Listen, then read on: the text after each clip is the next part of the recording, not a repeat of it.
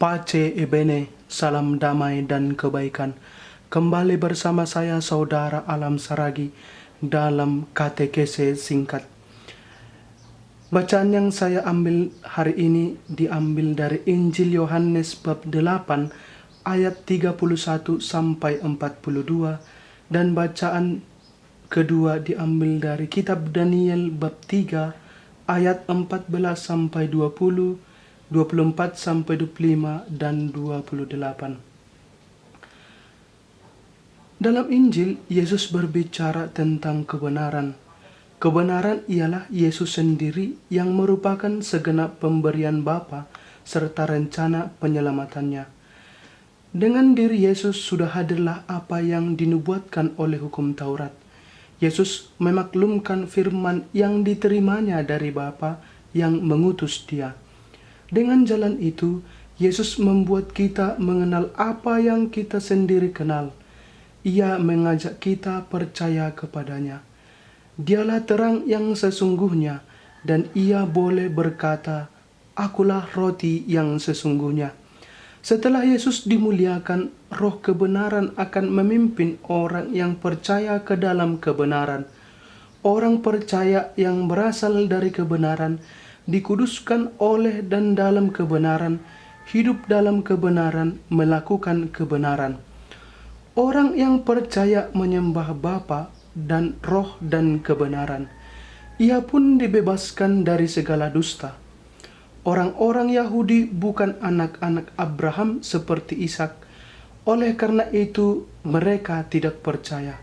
Mereka hanya keturunan Abraham seperti Ismail, anak seorang budak yang diusir.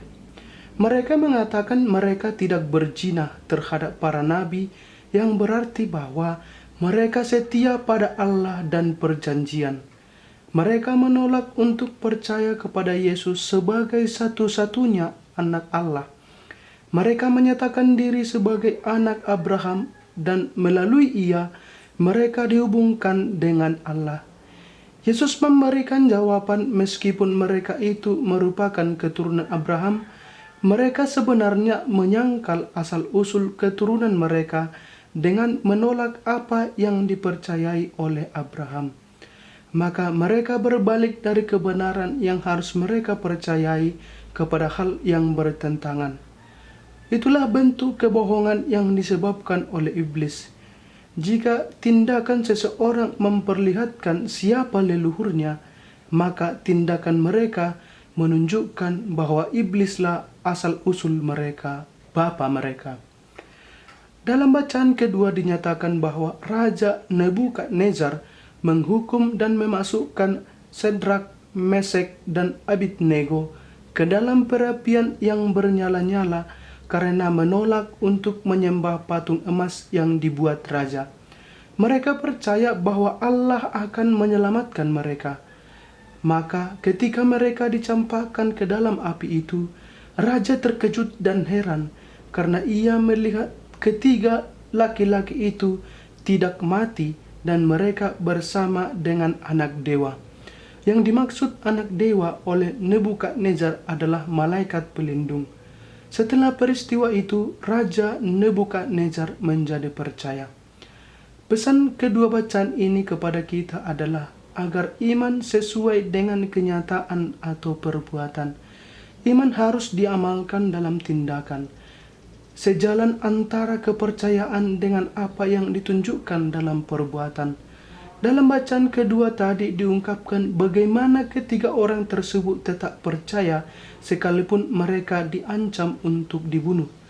Mereka mempercayai bahwa Allah adalah juru selamat. Mereka percaya bahwa Allah dapat membebaskan mereka dari penderitaan itu.